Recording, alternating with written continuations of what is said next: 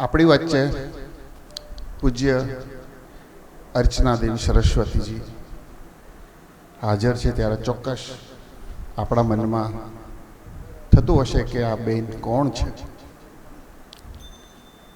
તો અર્ચના દેવી સરસ્વતીનો હું ટૂંકમાં પરિચય આપીશ. પૂજ્ય શ્રી અર્ચના દેવી સરસ્વતી કે તેઓ ચાણોદ જ્ઞાનસાગર આશ્રમમાં પરમ પૂજ્ય ગુરુદેવ 108 સ્વામી શ્રી વિવેકાનંદ સરસ્વતીના નિશ્રામાં મોટા થયા છે.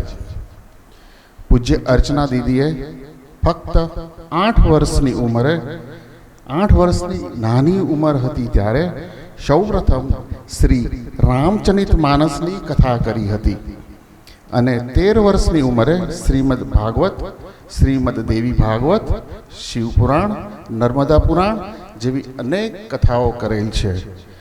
પૂજ્ય દીદીએ અત્યાર સુધીમાં 125 કરતાં પણ વધુ કથાઓ કરેલ છે, જેમાં 25 જેટલી કથાઓ વિદેશમાં યાની કે ઇંગ્લેન્ડમાં કરેલી છે.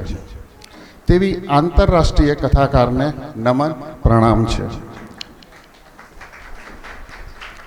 શ્રી જ્ઞાનસાગર આશ્રમ ચાણોદના મહંત શ્રી વિવેકાનંદ સરસ્વતી તેમના ગુરુ એવં પાલક પિતા છે અને ગુરુની સાનિધ્યમાં જ કથાનો અભ્યાસ કરી આંતરરાષ્ટ્રીય ખ્યાતિ પામેલ છે. આશ્રમમાં અનેક ઈસ્ટ ઇન્ડિયામાં અનાથ બાળકોનો ઉછેર કરવામાં આવે છે. પૂજ્ય દીદી જગતગુરુ શંકરાચાર્યના સિદ્ધાંતો ઉપર PhD કરી રહ્યા છે. તો વધારે સમય ન લેતા પૂજ્ય દીદીને આપણે સાંભળશું. તે પહેલાં શ્રીમતી માલતીબેન સુરેશચંદ્ર આગળ આવે, જેઓ દીદીનું શાલથી સ્વાગત કરશે. ભાગવત ભગવાન કી જય.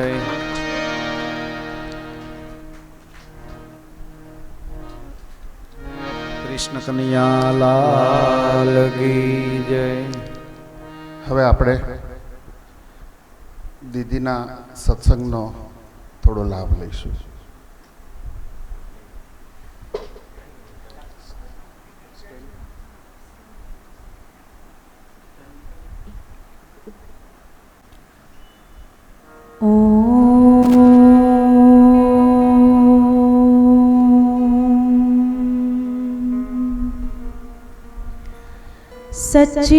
सच्चिदानंद रूपाय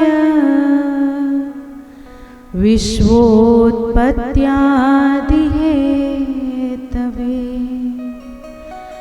तापत्रय विनाशाय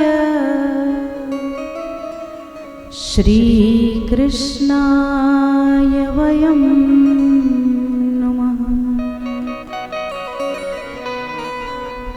नर्मदा त्वं जगन्माता नर्मदा त्वं जगत्पिता नर्मदा त्वं जगद्धात्री नर्मदाये नमो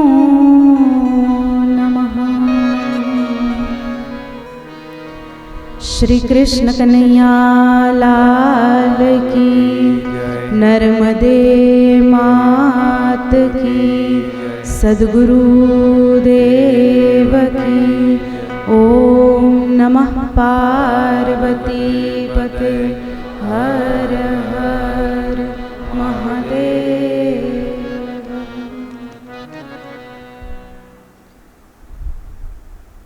પુણ્ય સલીલા ભગવતી માં નર્મદાના પાવન તટ એવા માલસર મુકામે જેમના મુખેથી જો ભાગવત સાંભળી લઈએ તો આપણો ભાવસાગર તરી જાય એવા પૂજ્ય ડોંગરેજી બાપુ, જેમની ભાગવત આપણે આજે પણ સાંભળીએ તો આપણને એવું લાગે કે કૃષ્ણ આપણા સામે છે. એવા પૂજ્ય બાપુના પાવન સાનિધ્યમાં એમને વંદન કરું. સાથે જ પૂજ્ય મહારાજ શ્રી પૂજ્ય મહારાજ શ્રીએ અત્યારે ખૂબ જ સરળ અને સુંદર ભાષામાં આપણને એક એવું મહત્વ કે જે કદાચ અત્યારના સમાજને સૌથી વધુ જરૂરી છે, સૌથી વધુ જાણવું જરૂરી છે, એને સ્વીકારવું જરૂરી છે, એવી વાત કરી. એવા વ્યાસપીઠ પર બિરાજમાન પૂજ્ય મહારાજ શ્રીને વંદન, પધારેલ સંતોને વંદન, અને આપ સર્વે શ્રોતાજનો, માતાઓ અને ભાઈઓ, આપ સર્વેના અંતરાત્મામાં બિરાજમાન પરમાત્માને વંદન. ભગવાન શ્રી કૃષ્ણની આ ભાગવતી કથા. ભાગવત એટલે શું? ભાગવત એટલે તો સમુદ્ર. તમે આ 3 દિવસ દરમિયાન જે સત્સંગ સાંભળ્યો એમાં સાંભળ્યું જ હશે, ભગવાનની જે લીલાઓ છે એ લીલાઓ આપણને એમના સમીપ લઈ જાય છે. કોઈ કે કથા કેમ? હે ને, આજકાલના જમાનામાં બધાને એમ થઈ ગયું છે કે ભાઈ 50 વર્ષના થાય ત્યારે કથા સાંભળવાની. પણ કોરોનાએ એવું કહી દીધું આપણને કે તમે 50 વર્ષના થવાના કે નહીં એ તમારા હાથમાં નથી, એ બધું તો પરમાત્માના હાથમાં છે. એટલે રાહ જોશો નહીં અને આજથી જ શરૂઆત કરો. અને એમાંય જ્યારે ભાગવતની વાત આવે તો દુર્લભેવ કથા લોકે શ્રીમદ ભાગવતોદ્ભવા. આ કથા કેવી છે? દુર્લભ. કે કેમ ભાગવત જ? તો કે ભાગવતની પ્રાપ્તિ ક્યારે થાય? જ્યારે કરોડો જન્મોનો પુણ્યોદય થાય. એટલે આપણે એવું નહીં સમજવાનું કે અમે તો બહુ પુણ્યશાળી. કલયુગના માણસ પર પ્રભુએ કૃપા કરી, કારણ કે પ્રભુ કેવા છે? કારણ બિન રઘુનાથ કૃપાલા, કોમલ ચિત્ત અતિ દીન દયાલા. ભગવાને કૃપા કરી કે એક તો આ બિચારો કલયુગનો માણસ, કલયુગના પ્રભાવને લીધે દુખી, પછી આ સંસારમાં જેટલા લોકો આદિદૈવિક અને આદિ ભૌતિક, એટલે કે ઠોકર વાગી જાય તો કે કઈ અતિવૃષ્ટિ થઈ જાય તો એનાથી એટલા દુખી નથી જેટલા આધ્યાત્મિક દુખી છે. પોતે પોતાનાથી દુખી. બાજુવાળું ગાડી લાવે એટલે આપણને કંઈક થાય, એને કઈ નથી થવાનું. આપણે દુખી તે આપણને ગુસ્સો આવે, આપણને બળતરા થાય, ગમે તે થાય, કેમ મહારાજજી? એ બધું આપણું જ નુકસાન, આપણું જ મન દુખી થવાનું, એમને કઈ થવાનું નથી. તો એવા સમયની અંદર આ ભાગવત અને પૂજ્ય મહારાજ શ્રી જેવા જ્ઞાની વક્તાઓ, જ્ઞાની સંતો આપણને માર્ગ બતાવે કે જ્યારે કોઈનું સુખ જોઈએ, કારણ કે આપણે તો કેવી સંસ્કૃતિમાં જન્મ લીધો છે, સર્વેત્ર સુખિનઃ સંતુ સર્વે સંતુ નિરામયા સર્વે ભદ્રાણિ પશ્યન્તુ મા કશ્ચિદ દુઃખ ભાગ ભવેત. એવી સંસ્કૃતિમાં આખી દુનિયાના લોકો જે સંસ્કૃતિને દંડવત કરે છે, આપણે પોતે જે સંસ્કૃતિથી દૂર ભાગીએ છીએ. મને ઘણીવાર આશ્ચર્ય થાય છે કે આપણા જ ગુજરાતના ઘણા લોકોને ભગવતીમાં નર્મદા વિશે નથી ખબર. ઘણા આશ્ચર્યની વાત હોય છે કે જ્યારે એમને વાત કરીએ, કારણ કે અમે ચાણોદમાં રહીએ છીએ, તો વાત કરીએ કે અમે ચાણોદમાં છીએ, નર્મદાજીના કિનારે, એ વળી કઈ નદી? અરે ભાઈ, જેને આપણને જીવન આપ્યું છે આ એ છે, આ એ નદી છે. અને મારા ગુરુજી એમ કે છે કે ચારે યુગ પ્રમાણે અલગ અલગ નદી છે. જેમ કે ગંગાજી, તો ગંગાજી તો દેવ નદી છે, એ કોઈ યુગની નદી નથી. એ તો આપણો ઉદ્ધાર કરવા માટે પ્રભુના ચરણ કમલોમાંથી નીકળીને પૃથ્વીલોક પર પધારી. ભગવતી ગંગાને પ્રગટ કરવા માટે કેટલું તપ થયું. ભગવતી ગંગાને પ્રગટ કરવા માટે સ્વયં ભગવાન શિવને આવવું પડ્યું. પણ આ ચારે યુગની 4 નદી છે. એમાં સૌથી પહેલા સરસ્વતીજી સતયુગના બ્રહ્મનદ્યામ સરસ્વત્યામ આશ્રમ પશ્ચિમ તટે. બ્રહ્મ નદી સરસ્વતીના કિનારે હંમેશા વ્યાસજી આ શાસ્ત્રોની રચના કરતા. સતયુગમાં સરસ્વતી નદીના કિનારે પુણ્ય કર્મ થતા, કોઈ પણ વિધિ વિધાન હોય વિધિ વિધાન તો આવે જ ને, કંઈક ને કંઈક હોય જ, એટલે આપણે કરાવવા જવાનું હોય તો અત્યારે આપણે નર્મદાજીના કિનારે કરાવીએ છીએ. એમ સતયુગમાં સરસ્વતી નદીના કિનારે થતું. પછી ત્રેતા આવ્યો, એટલે ત્રેતામાં સરયુનું મહાત્મ્ય વધ્યું. કયા કારણે? પરમાત્મા પ્રભુએ અવતાર ધારણ કર્યો ભગવતીમાં સરયુના કિનારે, અને સરયુ નદીના કિનારે બધા સંતો આવીને રહેવા લાગ્યા, તપ કરવા લાગ્યા, ધ્યાન કરવા લાગ્યા. પછી દ્વાપર આવ્યો, એટલે દ્વાપરમાં યમુનાજીનું મહત્વ વધ્યું, અને આ બધા શુભ કાર્યો યમુના નદીના કિનારે થવા લાગ્યા. અને પછી આવ્યો કલયુગ. કલયુગની નદી નર્મદાજી એમને એમ નથી કહેવાતા. નર્મદાજી એ સ્વયં ભગવાનના વિગ્રહમાંથી પ્રગટ થયા છે. પ્રભુ તપ કરી રહ્યા હતા તે વખતે ભગવાનને પરસેવો આવ્યો ને પરસેવાના બિંદુ કપાળેથી થઈને કંઠમાં આવ્યા, અને કંઠમાંથી એ બિંદુ નીચે પડ્યું અને નર્મદાજી પ્રગટ થયા. કેવા છે માં નર્મદાજી? આપણે થોડું નર્મદાજીની ધૂન કરીએ અને જાણીએ કે ભગવતી માં નર્મદા કેવા છે. માં પતિત પાવની હે માં જગતારિણી, માં મગર વાહિની, નર્મદે નર્મદે નર્મદે, માં નમો નર્મદે નર્મદે, નર્મદે નર્મદે નર્મદે,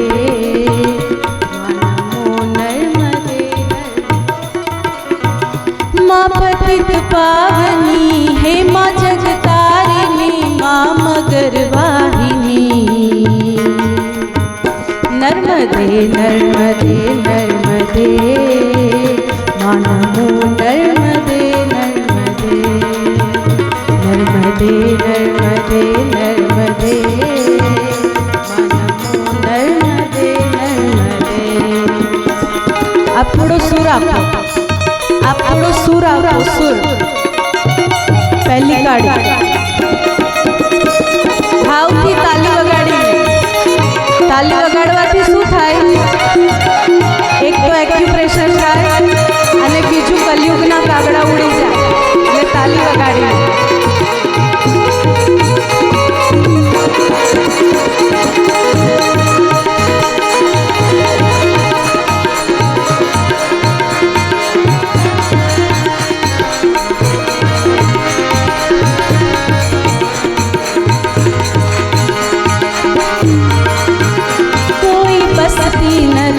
और नगर भी न था, कोई बस्ती न थी और नगर भी न था, कोई मंदिर न था और मंदिर न था, लाख बरसों था पहले समंदर यहाँ, लाख बरसों था पहले समंदर यहाँ, थी प्रलय काल में, थी प्रलय काल में भी मगर नर्मदे नर्मदे नर्मदे नर्मदे, मां नमो नर्मदे नर्मदे, नर्मदे नर्मदे नर्मदे, मां नमो नर्मदे. मां पतित पावनी है मां जगतारिणी, पतित पावनी है मां जगतारिणी, मां मगर वाहिनी, नर्मदे नर्मदे नर्मदे, नर्मदे नर्मदे.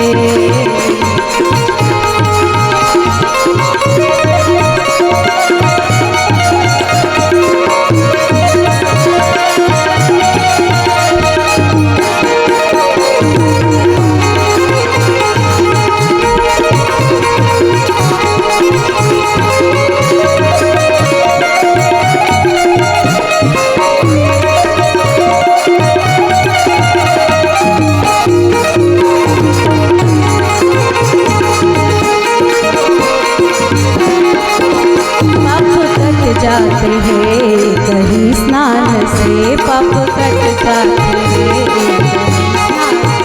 मुक्ति जाती है, तेरे गुणगान से मुक्ति मिल जाती है।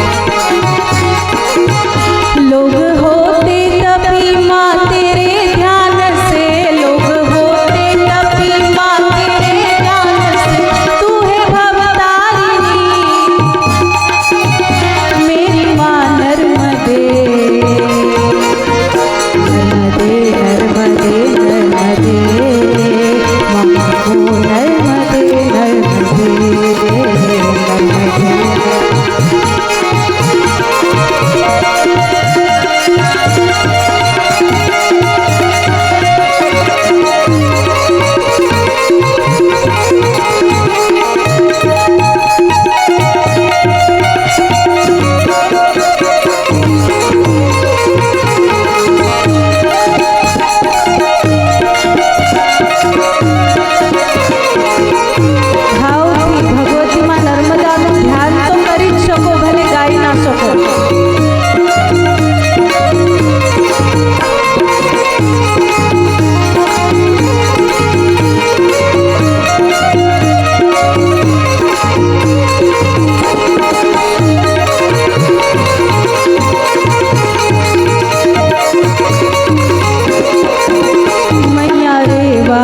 भक्तों से ये कह रही, चाहे मेरी करो ना महाआरती, पर करो ना निरंजन यहाँ गंदगी, पर करो ना निरंजन यहाँ। तू है भवतारिणी, तू है भवतारिणी रेवा माँ नर्मदे, नर्मदे नर्मदे नर्मदे, नमो नर्मदे नर्मदे।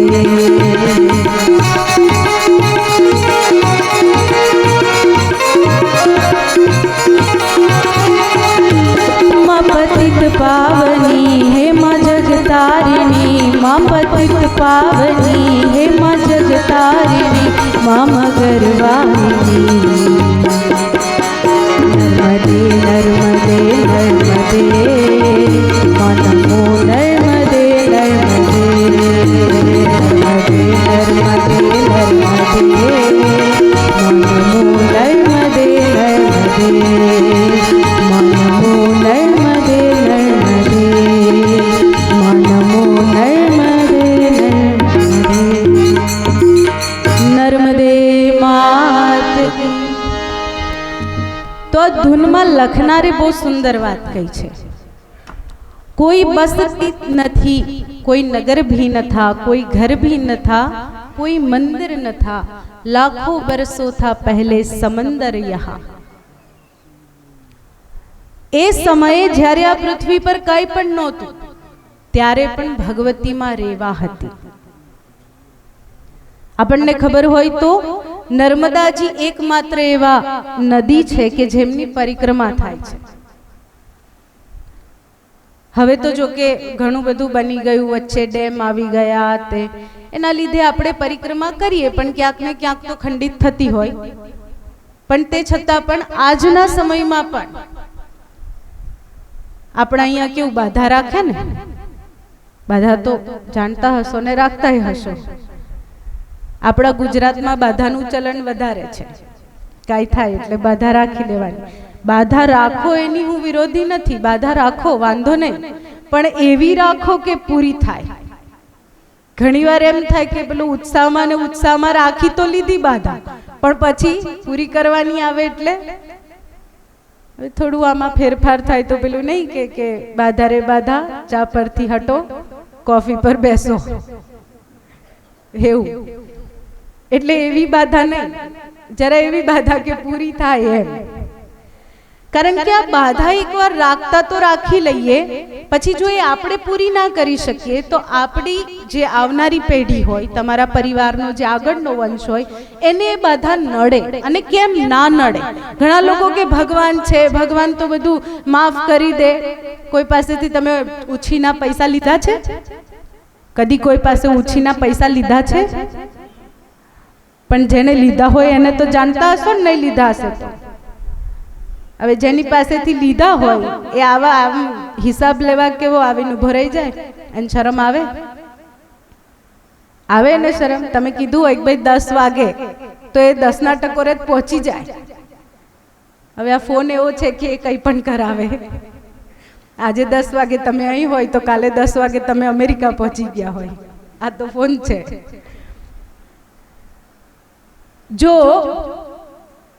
જો માણસ જે કે ભગવાનનો બનાવેલો છે એ એને આપેલું વચન હોય, એ વચન પૂરું કરાવવા માટે આપણને ચમત્કારો બતાવે તો ભગવાન તો બતાવે ને.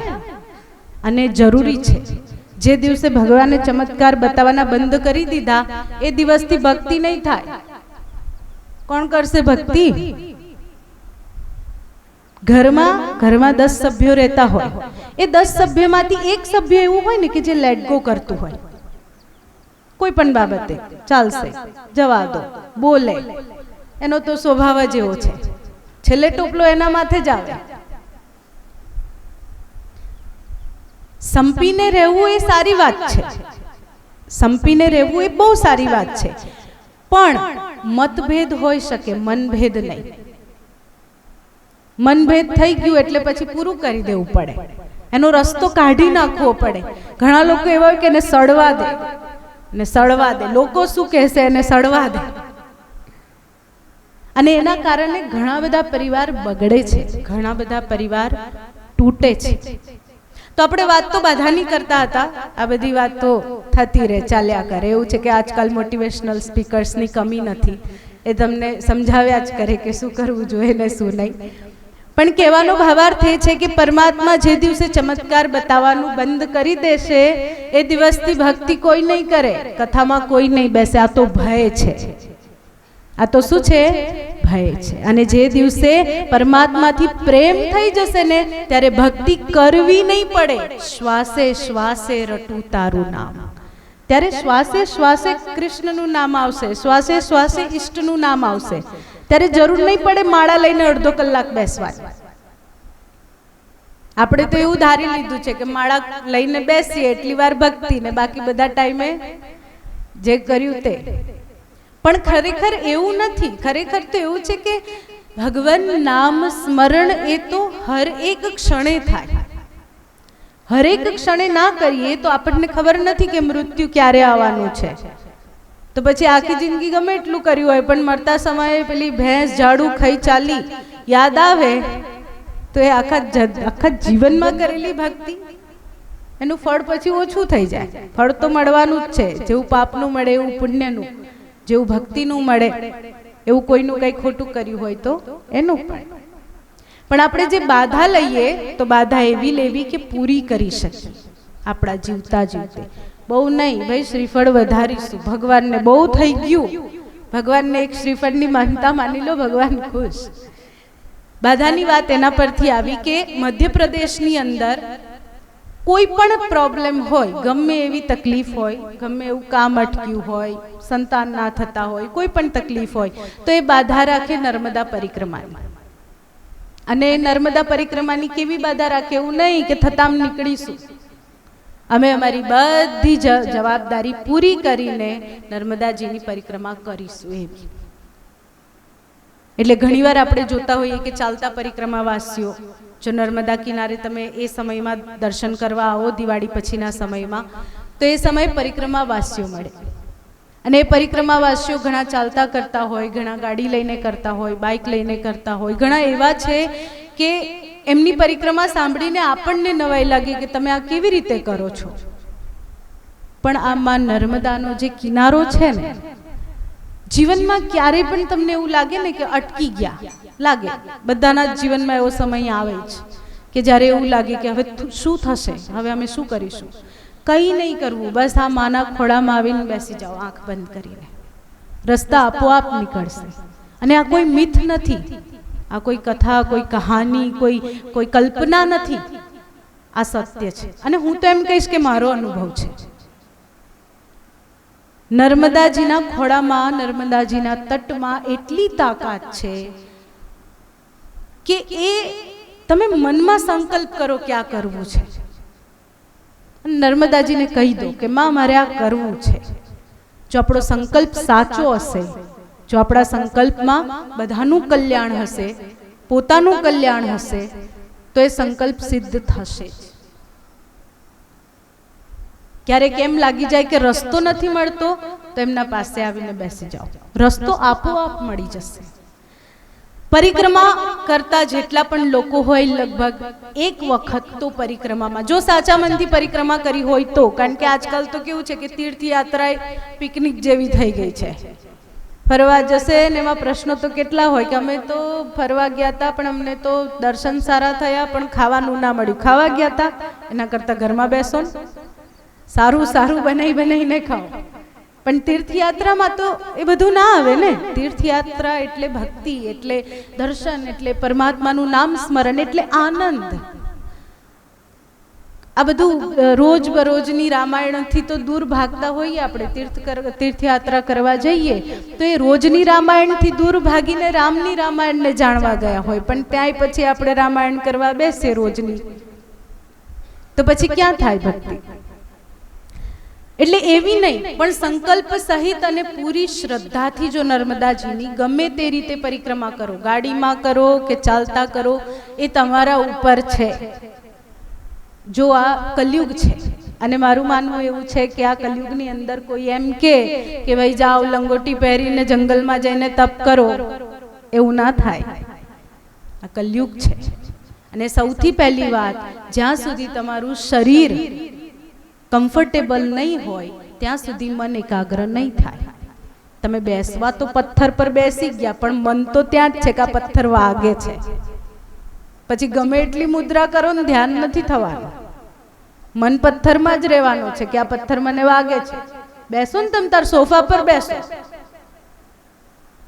જ્યાં બેસવું હોય ત્યાં બેસો, પણ મન એકાગ્ર કરીને 10મો ભાગ કોને કહેવાય? 100 રૂપિયા કમાઈએ છે ને 10 રૂપિયા આપી ગયા, એને 10મો ભાગ ના કહેવાય. એ તો ધન પવિત્ર કર્યું, દાન કર્યું. એટલે શું કર્યું? ધન પવિત્ર કર્યું. કારણ કે આપણે ગમે એટલો પ્રયત્ન કરીએ તો અર્થોપાર્જન કરતી વખતે, એટલે કે ધન કમાતી વખતે કંઈક ને કંઈક તો ખોટું થતું જ હોય. આપણે ગમે એટલો પ્રયત્ન કરીએ તો પણ. તો આપણે 10મું કાઢીને શું કરીએ છીએ? ધન પવિત્ર કરીએ છીએ. એને ભક્તિ ના કહેવાય. આપણે કોઈ આશ્રમમાં ગયા, નર્મદાજીના કિનારે ગયા, ઘણા બધા એવા પરિક્રમાવાસી હોય છે જેમના પાસે ઓઢવાનું નથી, જેમના પાસે ચપ્પલ નથી, એમની તમે સેવા કરી દીધી, કોઈ ગરીબને ખવડાવી દીધું, તો એ શું કર્યું? તન પવિત્ર કર્યું. સેવા કરીને તન પવિત્ર કર્યું. અને પછી વિચાર્યું. શું વિચાર્યું? ભાઈ આનંદ આવ્યો, કથામાં બેઠા આનંદ આવ્યો, કંઈ જાણવા મળ્યું, સત્સંગમાં ગયા આનંદ આવ્યો, મન પવિત્ર કર્યું, ભગવાનનું ભજન કરીને. એટલે આ 3 કર્મ તો આપણે કરવાના જ છે. એને કરે તો છૂટકો જ નથી. પણ જ્યારે વાત ભક્તિની આવે તો ભક્તિનો સીધો સાદો અર્થ છે પ્રેમ, જેની વાત હમણાં મહારાજ શ્રીએ કરી. પ્રેમ, અને કેવો પ્રેમ? પવિત્ર પ્રેમ. પ્રેમ તો ખરેખર જોવા જઈએ તો પ્રેમ કર્યો હતો રાધાજીએ, પ્રેમ કર્યો હતો મીરાબાઈએ, પ્રેમ કર્યો હતો જાનકીજીએ. અત્યારના કોઈ સ્ત્રીને કહી દો કે અગ્નિમાં સમાઈ જાઓ, તમને આગમાં નાખી દેશે ઉચકીને. એટલે અગ્નિમાં સમાઈ જાવ એટલે કે સીતાજી ત્યાં અગ્નિમાં જઈને બેસી નહોતા ગયા. ખરેખર રાવણે સીતાજીનું હરણ કર્યું જ નથી. આ તો કેવું કે કથા પૂરી સાંભળવી નહીં દોડતા બનવું, એવું છે. પેલું કે ને આપણા ગુજરાતીમાં અડધે રોટલે દાળ લઈને ભાગે, એવું.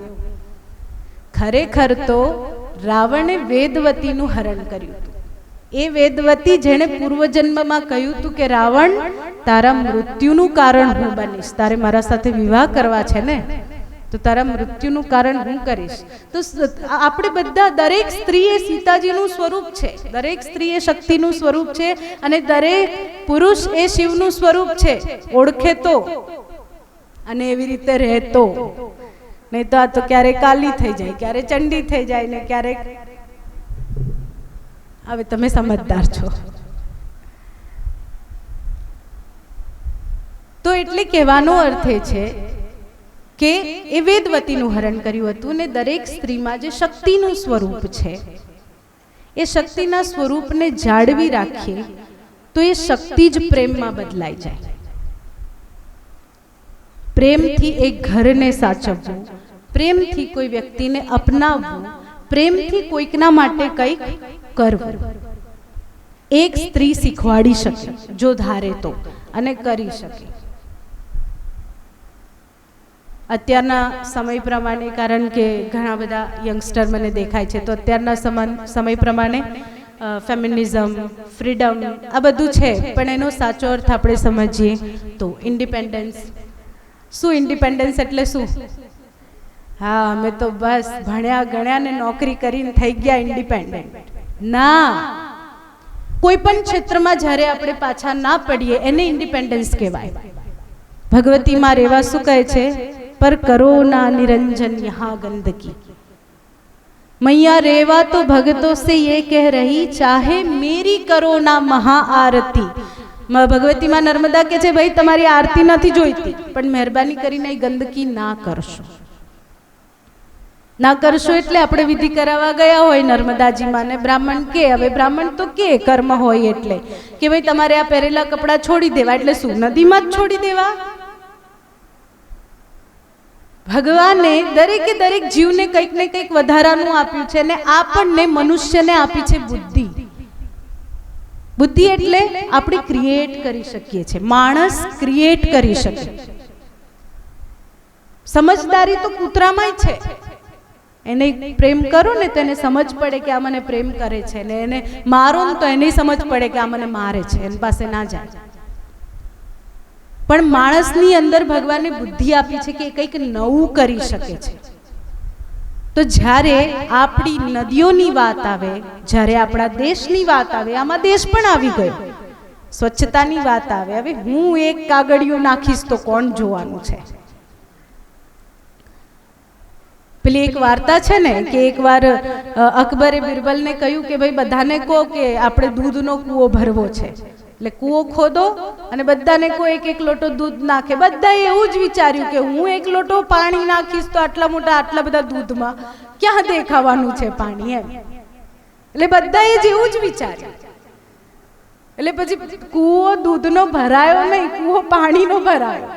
એટલે અકબર કે કેમ? એટલે બિરબલે કહ્યું કે મહારાજ આ માણસ છે, આ એવું જ વિચારે કે બધા આટલું સારું કરે છે, હું કંઈક કરી લઈશ તો શું થશે? પણ એની એ જ વાત બધા જ વિચારે છે. જ્યારે ભગવતીમાં રેવા પાસે આપણે એમને માં કહીએ છીએ. શું કહીએ છીએ? માં. આપણા દેશને આપણે માં કહીએ છીએ. કોઈ દેશની જય જયકાર નથી થતી, આપણા ભારત દેશની જય જયકાર થાય છે. આપણી દરેક નદીઓની જય જયકાર થાય છે, બીજી કોઈ જગ્યાએ નદીઓની જય જયકાર નથી થતી. આપણા ત્યાં વૃક્ષની પૂજા થાય છે, આપણા ત્યાં પૃથ્વીની પૂજા થાય છે. આપણે કહીએ કેમ? આપણને એમ થાય ને કે કેમ ભાઈ નદીની પૂજા કેમ કરવાની? તો એ આપણને જીવન આપે છે. પૂજા કરવી એટલે કે કંકુ ચોખા ચડાવવાની પૂજા થઈ ગઈ એવું નહીં. હૃદયપૂર્વક એમનો આભાર વ્યક્ત કરવો કે અમે આભારી છે કે આપ છો તો અમારું જીવન છે. આપણે વૃક્ષની પૂજા કરીએ છીએ, આપણને ઓક્સિજન આપે છે. ઓક્સિજન વગર શું થાય? આ કોરોના મહામારીમાં લગભગ બધાને ખબર પડી ગઈ કે ઓક્સિજન વગર શું થાય, એટલે એ જરૂરી છે. આપણે ધન્યવાદ કરીએ છીએ. પીપળાનું ઝાડ હોય ઘરની આજુબાજુ, તેને મૂળમાંથી કાઢીને ફેંકી દેશે. કેમ ભાઈ? પિતૃઓનું છે, પિતૃઓ એ આપણા જ છે ને, પારકા તો છે નહીં. પણ એ પીપળો 24 કલાક ઓક્સિજન આપે છે. ભગવતીમાં રેવાની આપણે વાત કરીએ છીએ તો અમરકંટકથી માતા પ્રગટ થાય છે. પૂર્વથી પશ્ચિમ તરફ વહેતી આ એક જ નદી છે. અમુક જગ્યાએ ઉત્તર વાહિની છે અને એ જગ્યાઓમાં આપણે નાની પરિક્રમા જેને કહી શકીએ એ ચૈત્ર મહિનામાં કરતા હોઈએ છીએ. ભગવતીમાં નર્મદાના ઘણા ચમત્કારો છે. જો ક્યારેક નર્મદા પુરાણ તમને વાંચવા કે સાંભળવા મળે તો નર્મદા પુરાણમાં વિસ્તૃતમાં બતાવ્યું છે ભગવતી માં નર્મદાના ચમત્કારો. એમાં દક્ષિણ તટે 2 તટ છે, ઉત્તર તટ અને દક્ષિણ તટ. તો દક્ષિણ તટે ભગવાન શિવ રહે છે અને ઉત્તર તટે ભગવાન વિષ્ણુ અને ભગવાન બ્રહ્માનો વાસ છે. આ કલયુગમાં એમ કહેવાય છે કે કલયુગ આવ્યો, આજથી 5000 વર્ષ પહેલા કલયુગ આવ્યો એટલે બધા સંતો ઋષિમુનિઓ બધા ભગવાન પાસે ગયા કે પ્રભુ આ કલયુગમાં કઈ ભક્તિ જેવું કે ધર્મ જેવું સત્યતા જેવું કઈ રહેશે નહીં. બધા છે ને દેખાવ પાછળ જ ભાગશે. જ્યાં સારું દેખાશે ચમકતું ધમકતું ત્યાં ભાગશે, અને જ્યાં સાદું સાદું દેખાશે ત્યાં હશે કઈ. હવે પછી જોઈશું. તો આવામાં અમારે ક્યાં જવું? કારણ કે આ તો એવું છે કે આ કલયુગની અંદર માણસ હિમાલયને પણ ખોખલો કરી નાખશે, અને કરી નાખ્યો. તો આવામાં અમારે ક્યાં જવું? ત્યારે ભગવાને બધાને આશીર્વાદ આપ્યા સંતોને કે આપ જાઓ નર્મદા કિનારે, આપ જઈને તપ કરો, ધ્યાન કરો. અને એમ કહેવાય છે કે અત્યારે નર્મદા કિનારા પર એટલા બધા ઋષિ મુનિઓ છે કે કમંડલથી કમંડલ અડી ગયા છે, જગ્યા નથી. એ બધા આપણને જોઈ શકે છે, પણ આપણે એમને જોઈ શકતા. એ કોઈ પર પ્રસન્ન થાય, એમને કોઈ પર કૃપા કરવાની ઈચ્છા થાય તો એ આપણને દર્શન આપે. એમ પ્રગટ થઈને એમ ના કે હું આ ઋષિ છું એમ, એ બસ આપે. અને એ અનુભવની વાત છે. જ્યારે આપણે એમ કહીએ કે કેવી રીતે ખબર પડે અનુભૂતિ થઈ, નર્મદા પરિક્રમા કરીએ તો એમ કહેવાય છે કે ભાઈ નર્મદાજી એક ને એક વખત તો આપણને એમના હોવાનો અનુભવ કરાવડાવે. તો કેવી રીતે ખબર પડે? તો જ્યારે આપણે સાચી શ્રદ્ધાથી પરિક્રમા કરતા હોઈએ તે સમયે એવી કંઈક ને કંઈક ઘટના બને કે એ ઘટનામાં આપણને અનુભૂતિ થાય કે ભગવતીમાં રેવા, ભગવતીમાં નર્મદા અહીંયા હાજર છે, જેના કારણે અમે અહીંયાથી નીકળી ગયા. કારણ કે પહેલાના સમયમાં તો શુલપાનેશ્વરની ઝાડીમાં જવાતું, એટલે ત્યાં તો લગભગ બધાને અનુભવ થતો, પણ હવે તો ત્યાં ઝાડીમાં જવાતું નથી. ડેમ બની ગયો એના લીધે બંધ થઈ ગયું છે. પણ તે છતાં પણ આપણે જો સાચી શ્રદ્ધાથી પરિક્રમા કરીએ તો ભગવતી દર્શન આપે જ. હંમેશા નર્મદા પરિક્રમા કરો તો એક વખત ભિક્ષુક બનીને ભોજન કરવું જોઈએ, માંગીને. તો આપણે બીજું કંઈ તો ના કરી શકીએ, પણ હોશંગાબાદની અંદર એક ગુરુદ્વારા છે. તો ગુરુદ્વારામાં એવું હોય કે તમારે માંગીને જ ખાવું પડે. તો જો તમે ગાડીથી પરિક્રમા કરતા હોવ તો પ્રયત્ન કરવો કે ત્યાં તમે જઈ શકો. તો એટલીસ્ટ તમે ત્યાં ભિક્ષુક પણ બની જાઓ, અને ત્યાં એ સંકલ્પ પણ પૂરો થાય કે તમે ભિક્ષા માંગીને ભોજન કર્યું. અને બિલકુલ નર્મદાજીના કિનારા ઉપર છે. અને જ્યારે માતાના ઘાટના સૌંદર્યની વાત આવે, સર્વત્ર સુલભ રેવા ત્રિષુ સ્થાને સુદુર્લભ ઓમકારસ્ય ભૃગુ ક્ષેત્ર તથા રેવોરી સંગમ. બધી જ જગ્યાએ રેવા સુલભ છે, બધી જગ્યાએ નર્મદાજીના દર્શન થઈ શકે, પણ 3 સ્થાને એ નર્મદાજીના દર્શન દુર્લભ છે. પહેલું તો ઓમકારેશ્વર. ઓમકારેશ્વરમાં ગયા ને દર્શન થઈ ગયા ભગવતીના. એ અત્યારે બધી સગવડ થઈ ગઈ, પણ પહેલાના સમયમાં એવું નહોતું. ભૃગુ ક્ષેત્ર એટલે ભરૂચ નહીં, ભેડાઘાટ. ભેડાઘાટને ભૃગુ ક્ષેત્ર કહેવાય. ઘણા લોકો ભરૂચને માને છે, પણ એ બધી કથાઓ પર આધારિત છે.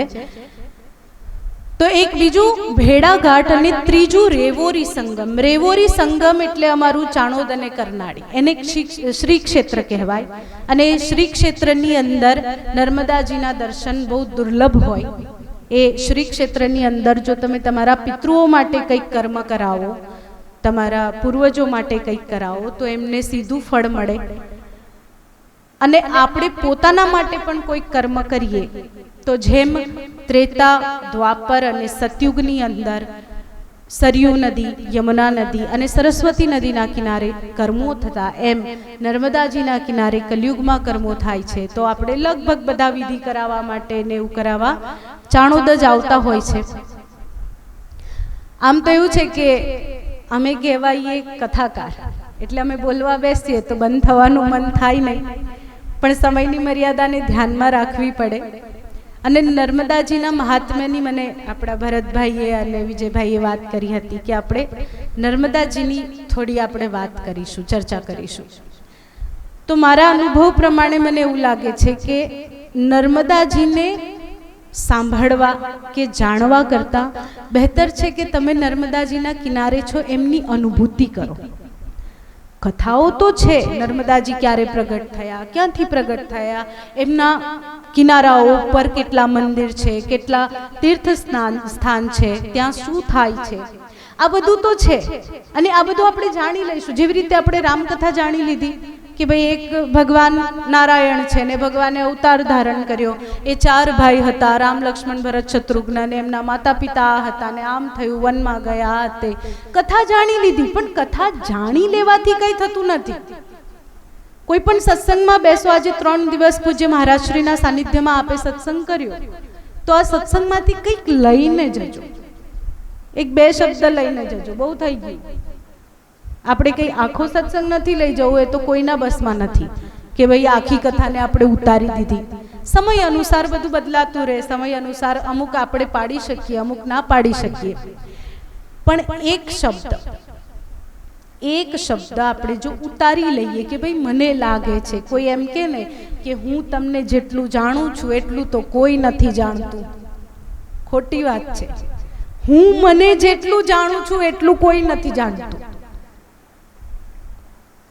ગમે એટલા કોઈ વ્યક્તિથી તમે ક્લોઝ થઈ જાઓ, ઇવન તમે એમના સાથે લગ્ન પણ કેમ નથી કરી લેતા, એ તમારા જીવનસાથી પણ કેમ નથી હોતા, તોય કંઈક છે જે નથી જાણતા. કંઈક તમારું જે સ્વરૂપ એ તમે જ જાણો છો. આપણું માઇન્ડ, આપણું મનોવિજ્ઞાન એમ કે છે કે આપણું આ દિમાગ છે 25% કામ કરે છે.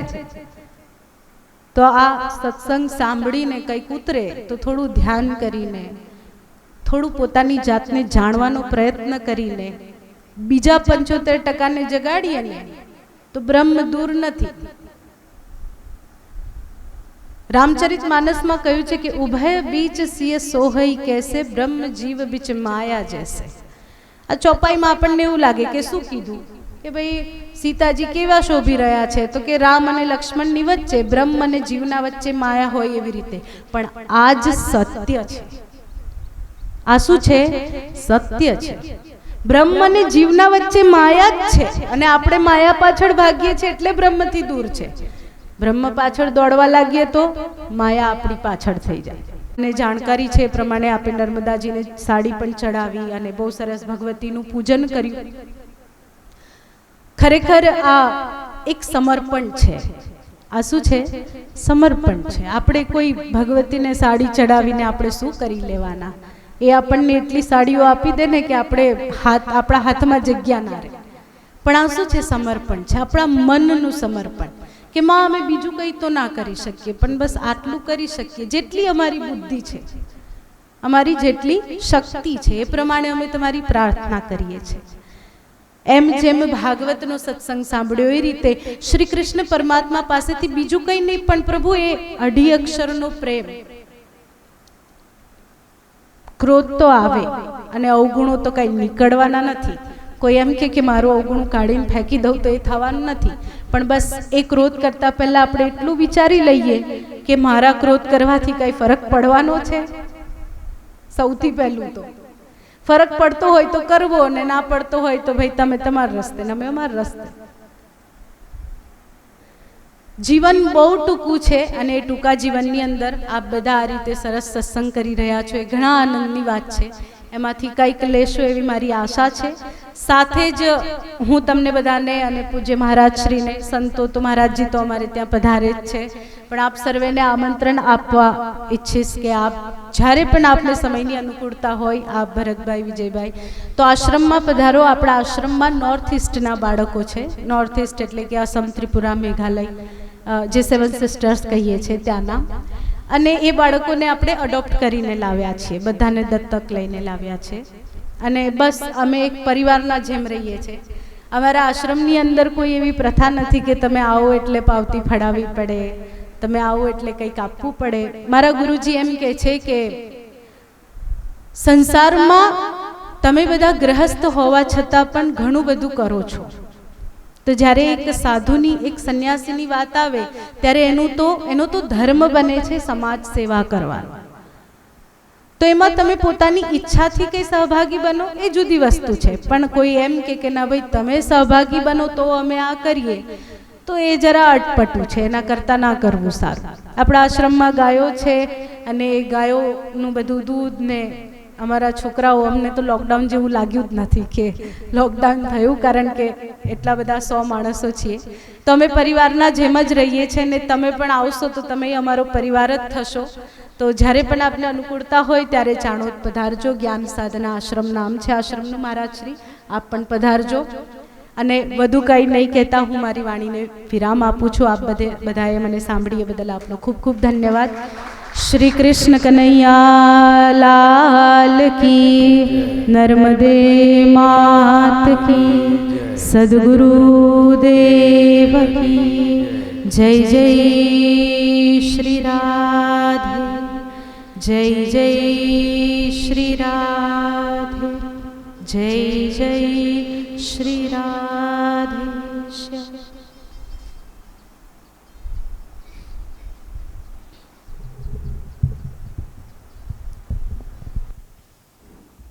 प्रदान हो रहा है.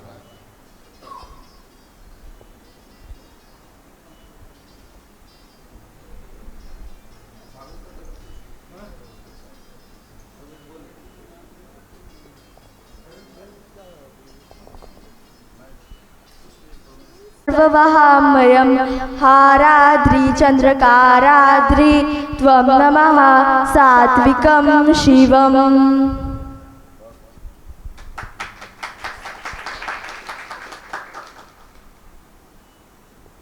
मैं मेरे सदगुरु पूज्य बापू, आप सब भक्तों, ये मैं डोंगरे जी महाराज जी के विद्यागुरु मेरे दादाजी है. हम यहाँ चातुर्मास के लिए अभी पधारे हैं, आज ही हमारा प्रवेश हुआ है. फिर हम अभी टहलते टहलते अभी थोड़ा समय हो गया, वहाँ कुछ सत्संग हुआ, नर्मदा माई को मिल के आए, फिर अभी इधर आए. तो फिर सब आप भक्तों का सब दर्शन हुआ, हमें बहुत खुशी हुई. ऐसा उसी प्रकार से ये जो हमारी दोहतरी है गुड़िया,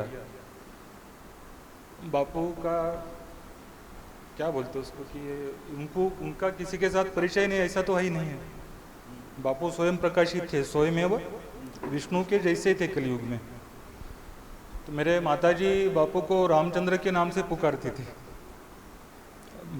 पैठन में महाराष्ट्र में उनका भागवत कथा थी, हम उनके साथ में ऐसा बहुत दिन के बाद चले गए थे. तो माताजी बोले रामचंद्र जी को मिलके जाएंगे, उनका कथा चल रहा है तो अपन क्यों मिलते, बोले बहुत दिन हुए मिलना है. तो बापू का हम ऐसा सामने से मंडप में से जा रहे थे, उन्होंने जब देखा माताजी को तो व्यासपीठ छोड़ के दौड़ते हुए आए. और बरसात ऐसी ही थी चालू. वो बरसात में जैसा कीचड़ वगैरह था ना सब ऐसा, तो उसमें साष्टांग दंडवत डाल के प्रणाम किया. और बापू महाराज जी जब भी हमारे घर में आते थे तो दादाजी के सतरंजी वो जो उस पर नहीं खड़े रहे, ऐसे ही दृष्टि से खड़े रहते थे. डोंगरे जी महाराज कभी भी ऐसा नहीं खड़े हुए, और रामचंद्र के नाम से पुकारे तो उतनी ही बात. और वो कीचड़ में जब वो समर्पण किया है बापू को, तो आपने सब देखा होगा, सबने डोंगरे जी महाराज को सबने देखा होगा ना. हाँ, तो 15-20 मिनट तक जो मुंडी ऊपर करके नहीं देखा है ऐसा. और ऐसा समर्पण कभी देखने को नहीं मिलेगा, बापू का समर्पण जैसा नहीं मिलेगा. माताजी ने भी हमारे रामचंद्र बहुत होगा, अभी ऊपर देखो, पकड़ते हुए दौड़ते हुए सभा मंडप में गए और बोले आज मेरा भागवत कथा संपन्न अच्छे से हो गया.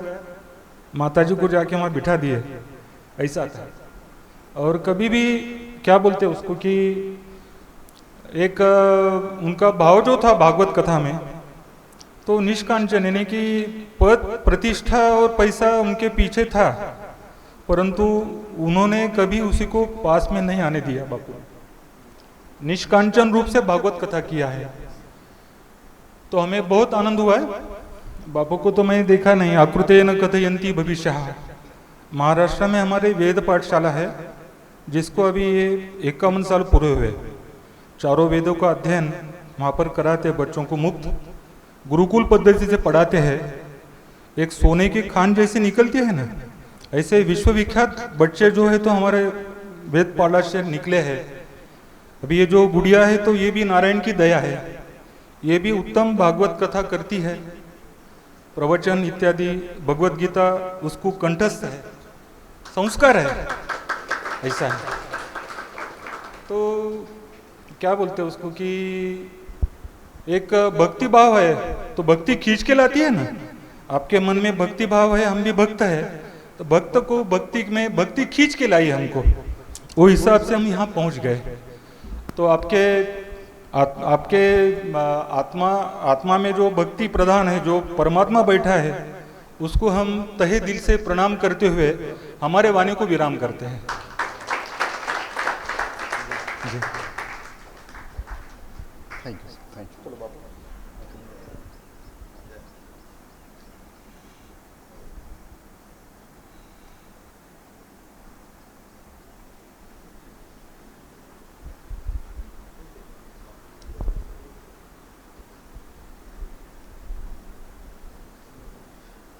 આજે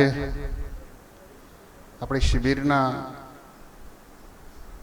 અંતિમ તબક્કામાં જઈ રહ્યા છીએ ત્યારે મને મનમાં અતૂટ શ્રદ્ધા સાથે એવું ફીલ થઈ રહ્યું છે કે ખુદ માં નર્મદા આપણી વચ્ચે હાજર થઈ રહ્યા છે। વધારે સમય નહીં લેતા મુંબઈથી પધારેલ શ્રી પ્રેમાનંદજી મહારાજને વિનંતી કરીશ કે એમનું નાનું પણ ટૂંકું પ્રવચન આપે। પ્લીઝ પ્રેમાનંદજી।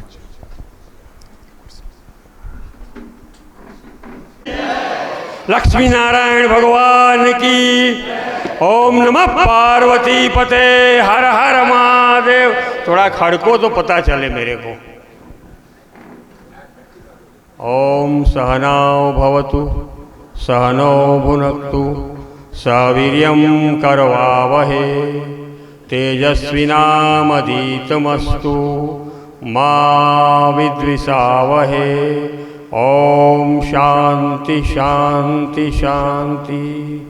सानंदमानंद बने वसंतम आनंदकंदम हतपापवृंदम वाराणसीनाथम नाथ नाथम श्री विश्वनाथम शरणं प्रपद्ये। बोले बाल कृष्ण लाल की। आइए 2 मिनट अपनी जिह्वा को पवित्र करने के लिए भगवान नाम का सब लोग संकीर्तन करेंगे। श्री राम जय राम जय जय राम। बोले राम जय राम जय जय राम। श्री राम जय राम जय जय राम। श्री राम जय राम जय जय राम। कौशल्या के प्यारे राम, कौशल्या के प्यारे राम।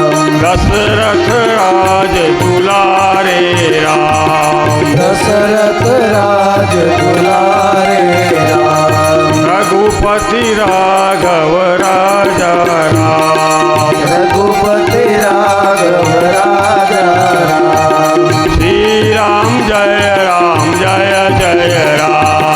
श्री राम जय जय राम। बोले बाल कृष्ण लाल की। त्रिदिवसीय सत्संग साधना और संस्कार शिविर का आयोजन इस मालसर की तपोभूमि में परम श्रद्धेय परम वंदनीय डोंगरे जी महाराज का स्मरण करते हुए, उनको वंदन करते हुए माँ नर्मदा के पावन तट पर आप सब यहाँ पर पधारे। इस त्रिदिवसीय सत्संग साधना संस्कार शिविर जो है ज्ञान यज्ञ ज्ञान सत्र में सबसे पहले व्यासपीठ पर विराजमान सौराष्ट्र लीमड़ी से पधारे मोटा मंदिर निम्बार्क पीठ के श्री महंत ललित किशोर शरण जी दास जी महाराज को अभिनंदन वंदन करते हुए और हमारे परम श्रद्धेया परम वंदनीय अर्चना दीदी जी, हमारे ज्ञान साधना आश्रम चांदोद में महाराज जो हैं उनके गुरुजी हमारे परम मित्र हैं, हम तो जाते रहते हैं। और मदर टेरेसा के लिए सारे बच्चे थे ना, ममता अपने बच्चे तक सीमित रहे तो केवल अपने बच्चे की माँ है, वो ममता जब व्यापक हो जाए तो वो जो है सभी जगत जननी माँ भगवती है, नव दुर्गा बन जाती है। तो इतनी सुंदर सेवा हमारी अर्चना दीदी जी भागवत कथा करके, और मैं तो जाता हूँ, बहुत सुंदर 40-50 बच्चे हैं, बहुत खूब सेवा करते हैं। रहा आप सब भरत भाई ने बहुत सुंदर आप यहाँ नर्मदा के पावन तट पर मालसर की तपोभूमि में आयोजन किया। अभी हरिद्वार का कुंभ गया, अभी हम लोग तो 2.5 महीना कुंभ में थे, नर्मदा जयंती करके मैं कुंभ में गया था, पर भरत भाई ने आप सबके परिवार का कुंभ जो है यहाँ नर्मदा किनारे आप सबको इकट्ठा करके कर दिया, भरत मिलाप करा दिया। क्या करा दिया? भरत मिलाप चित्रकूट में हुआ था, पर आपका परिवार का मिलाप नर्मदा तट पर जो है कुंभ, परिवार कुंभ करके जो है आप सबको करा दिया। तो बहुत बहुत धन्यवाद, बहुत बहुत आभार है। हमारे हसमुख भाई ने निमंत्रण दिया था। हसमुख भाई को मैं कभी कभी बोलता हूँ कि कोरोना के अंदर में, कोरोना काल इतना कठिन काल है कि अब नाम खाली हसमुख भाई रह गया, पर चेहरे से हसमुख हंसता हुआ चेहरा खत्म हो गया। नाम स्मिता बहन है पर सबका स्मित चला गया है, नाम धनीलाल है पर धन चला गया है। तो ऐसे कोरोना के कठिन समय के अंदर में स्वामी जी 3 दिन का भागवत के ऊपर, दशम स्कंद के ऊपर बहुत सुंदर कथा मैंने सुनी। स्वामी जी बहुत सरल है, बहुत अच्छे विद्वान हैं, बहुत अच्छे साधक भी हैं, और बड़ी सार गर्भित गागर में सागर भरने वाली और प्रासादिक वाणी। मेरे को भी बहुत आनंद आया सुन के, और मैं तो सुनने आया। रही बात श्रीमद् भागवत की, तो श्रीमद् भागवत जो है ना, महाभारत के अंदर में एक यक्ष और युधिष्ठिर का संवाद है। उसमें यक्ष युधिष्ठिर से प्रश्न पूछते हैं कि संसार का सबसे बड़ा आश्चर्य क्या? तो युधिष्ठिर उत्तर देते कि अन्य हनि भूतानि गच्छन्ति एम मंदिरम शेषाम स्थावरम इच्छन्ति किम आश्चर्यमिति परम। हम हजारों लोगों को अपने सामने मरते हुए देखते हैं, फिर उनका जाकर स्मशान में अग्नि संस्कार करते हैं। जब उसका अग्नि संस्कार होता है, चिता की अग्नि जल रही होती है, तो बड़ा सबको वैराग्य, अरे एक दिन अपने को भी जाना है, संसार असार है, जीवन क्षण भंगुर है, कुछ नहीं रखा है जीवन में। और उसके चिता की अग्नि अभी ठंडी हुई नहीं हुई, जैसे ही घर पे आया कि वो भूल जाता है, उसको लगता है कि मैं कभी मरने वाला, इससे बड़ा आश्चर्य कोई नहीं। अध्यात्म का मतलब एक बात आप समझ लीजिए, जो सवेरे उठ के प्रातःकाल रोज अपने मृत्यु का दर्शन करे, मृत्यु को मंगलमय बनाने वाली मृत्यु पर संस्कारों में किया हुआ इन्वेस्टमेंट बहुत लंबे समय तक रिटर्न देगा। और उसका उदाहरण आपको बताऊं, एक पापा थे, वो बीमार हो गए घर पे, और बुढ़ापा था, बेचैनी होने लग गई, तो पोते को बुलाया, बोला बेटा इधर आ, कुछ तबीयत ठीक नहीं लग रही है, मन सांस उखड़ रहा है, एक काम कर जरा डॉक्टर को बुला के ला। तो उनके बच्चों को पता चला कि भाई बापा अभी होंगे कि नहीं होंगे पता नहीं, तो सारे बच्चे इकट्ठे हुए और वकील को बुला के आए, बोले पहले वसीयत करो उसके बाद डॉक्टर आएगा। हाँ? पहले वसीयत करो फिर डॉक्टर आएगा। तो ये जो है संस्कार जो यहाँ पर आए, उनको संस्कारी बनाना, संस्कार से बड़ी संपत्ति और करनी। आप अगर धन दे के जाओगे, पता नहीं उनके भाग्य में धन रहेगा कि नहीं रहेगा, मालूम नहीं है। और अगर आप संस्कार दे के जाएंगे तो उनको जरूर याद आएगा। अगर पुत्र सुपुत्र है तो काहे धन संचय, और पुत्र कुपुत्र तो काहे धन संचय। अगर पुत्र सुपुत्र है तो अपने आप वो कमा लेगा, आपको दे के जाने की जरूरत नहीं है। और पुत्र कुपुत्र है तो ऐसे कुपुत्र के लिए धन छोड़ के जाने की। और स्वामी जी बहुत अच्छी बात बता रहे थे, तो मैं उनको एक ही कहता हूं, जिसको मैं की हवा लग गई, ये जो झगड़े पड़ते हैं ना, बोले बड़े भाई के पास चले गए, फिर समझाया क्यों तेरा मुंह चढ़ा हुआ है। एक बात याद रखना, जिसको मैं की हवा लग गई उसको ना दवा भी काम आई और ना दुआ भी काम आई। ये सारा मैं का खेल है, अहंकार का खेल है। ये जो मैं और मेरा, जहां मैं आएगा वहां मेरा आएगा, और जहां मेरा आएगा वहां भेद बुद्धि आएगी। तो श्रीमद् भागवत जो है वो मृत्यु को मंगल बनाने की ब्रह्म विद्या है। और नर्मदा के किनारे आप आए हैं, हमारे गुरुजी कहते थे कि रेवा तटे तपम कुर्यात मरणम जानवी तटे। अगर भजन करना है, साधना करनी है, तप करना है तो नर्मदा जी के किनारे, और गंगा मोक्षदायी है, शरीर छोड़ना है तो गंगा जी के किनारे। कलयुग के अंदर में नर्मदा और गोदावरी, ये दो नदियां सिद्धिदात्री है। क्या है? जो भी यज्ञ तप जप अनुष्ठान गोदावरी और नर्मदा पर करोगे आपको तुरंत उसका फल मिलेगा। तो आप जितने भी सब लोग आए हैं, आप सबको उसका फल मिलना है।